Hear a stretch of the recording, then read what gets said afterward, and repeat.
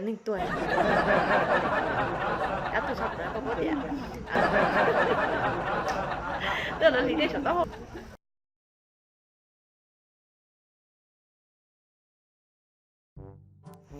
Nói chung đó nên tụi giờ thời gian có một thời gian trước đó thì cũng hay làm mấy cái clip vui về reaction về bây giờ mong Django là lên từ mua Django từ lần đó là vậy thì cũng chỉ nhiệm vụ reaction là vậy thì cũng mà là lời em đã lên đấu cho chị đó chỉ cũng chỉ còn chơi vậy vì thế chắc là các bạn sẽ không hiểu về cái công việc reaction là cái gì.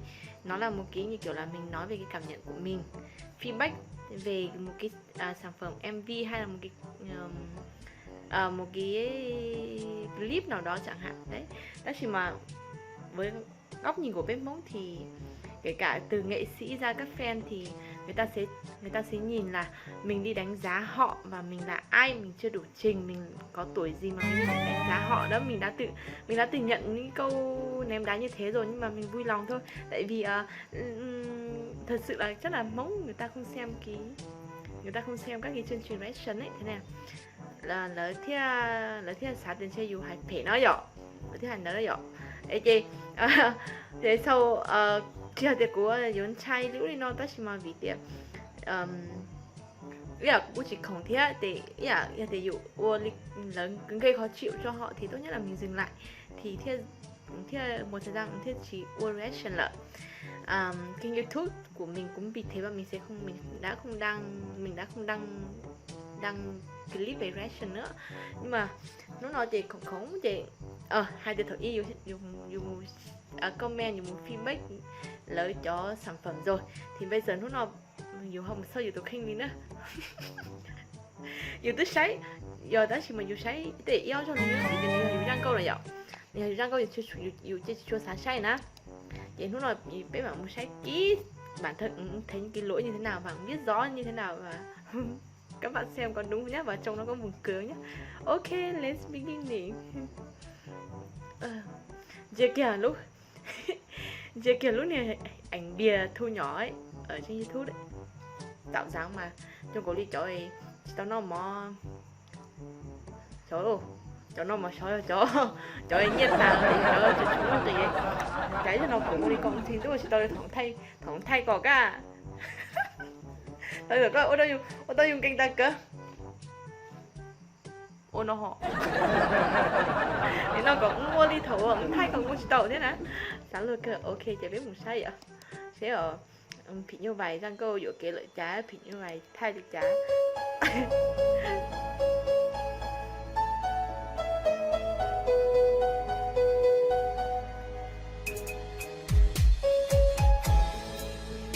mày god còn nó họ rút chập là nó họ em viện từ 6 mùa nữa đèn một còn 6 mùa này nhỉ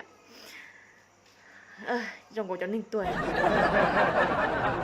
đã tôi học đã có tiền thế này một có tiền thực ra thì cho khói nó giỏi cho khói nó bé xí cho nên bánh khói cho là đốt mà đốt tàu ó bé lú bánh khói ngồi mà quay chỉ tao kia mà đốt mà cho bánh khói kia tan thô mà tức thay gì đâu mà thế thay tới hôm mế có là sáng luôn cơ thế thì giờ đã tu rồi thì họ nói chứ họ không có suy nghĩ mà vô rong chóc lời ta xí mà thầu thay tôi chị tôi đi đạn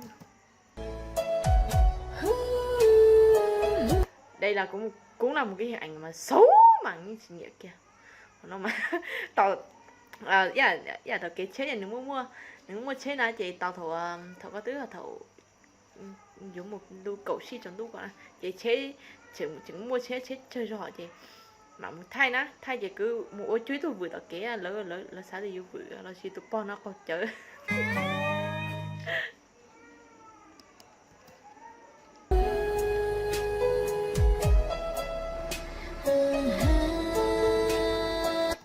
ôi chả chơi giờ dù bỏ dù giờ dù sán túa đó tiền luôn để này thay câu thay một vị đánh đi trong chả của thay ta của sán túa sẽ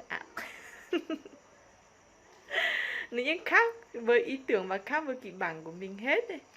Tại vì cũng một phần thứ nhất là do YouTube kênh điều chỉ trong câu của dầu của YouTube kênh cũng không phải là người gầy nữa, là có một cái nữa là mình không có điều kiện để đầu tư ánh sáng, đầu tư hậu trường quay đấy nhỉ. Đó, thế nên nó lỗi rất là nhiều. Đấy.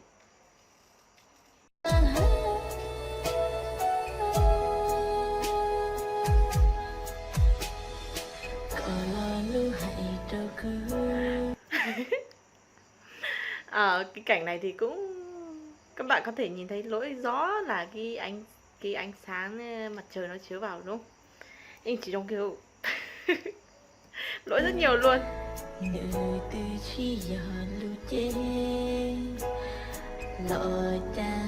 Thế có thể nào thầu con này lúc chạy con xó thể na dạo cho nó hô cho tàu này dạo xó sắp lỡ tới ở tua mà tới rồi tàu có khu khoảng câu nó có tiến rồi.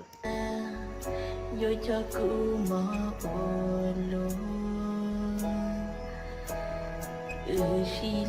thực ra thì có hình ảnh một tên mù sùa một mù với cho luôn chơi cho đắt nè. Nếu mà cái bên biên tập hậu ký và người ta hiểu thì người ta sẽ cho giật nó sẽ hay hơn, nhưng mà vì bên nói chung là bọn mình thiếu rất nhiều thứ nên là hầu như là nó chỉ ra khả một kia chỉ mới khó độ giật.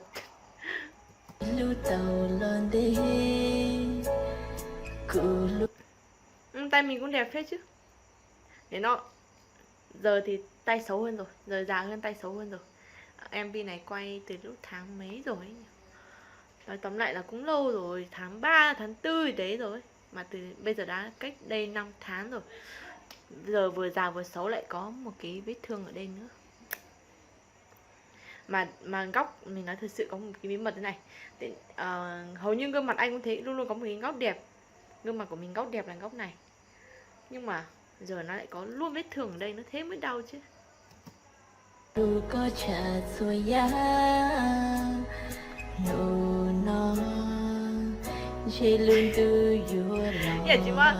Nhưng chỉ mới khó chỉ thay để mà theo thay cái cánh. Còn lần tao nó 30 phút có ấy, tại đen quá. Ồ mày có cái cảnh này nó có một cái cảnh xấu kinh thiên động địa. Son thì bản thân tục khách nó giỏi nhưng chỉ nhập đến chua liết á. Nhưng chỉ nhập đến chua liết thì hầu như là vào phi ảnh cũng chụp đánh thế. Nó chụp đánh với mế chua dưỡng chỉ còn mình chỉ gọi là hơi một tí thôi. Nên là không ngờ là nó vào phim nó lại đến nỗi là như kiểu trông chết trôi mà không hề có một tí son nào. Xấu. Thế cô mua là chỉ tức là tụi thôi sổ nó lý đây sổ tóc. Tức là lý đây sổ tóc. Chắc bà này không phải tao rồi, bà này không phải tao rồi, chịu luôn.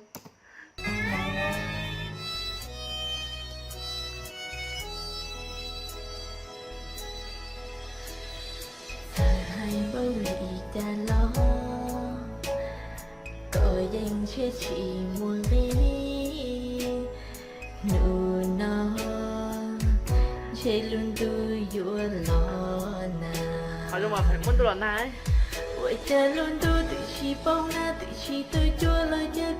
Đây biểu được cái biểu diễn tốt tí, cái đoạn này tốt tí.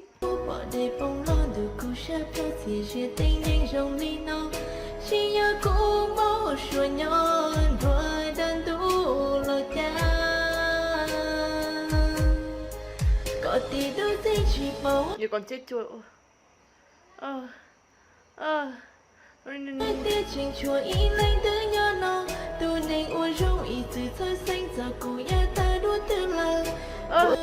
Đấy, để ý có một cái nước mắt rơi này. May quá, được máy, được giọt.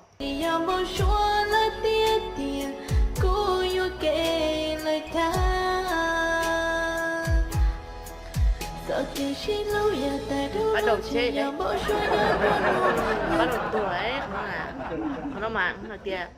Sao gọi là thay tàu ấy, từ dưới lên máu từ trên đổ xuống, nhưng mà thực ra những cái kịch bản đầu mình thì nó có thể là nó như thế này thế kia, nhưng mà trong lúc quay thì do điều kiện nên là chúng ta lại hoàn toàn là hầu như là lược hết, không chỉ thể hiện được 40% ý tưởng của kịch bản thôi.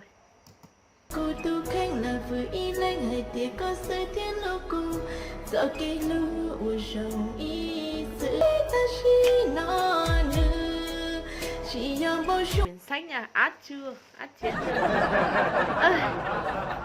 nó lại là xến lắm, xến không muốn nói, nhưng mà đã quay thì thôi cho lên thôi, xến cực.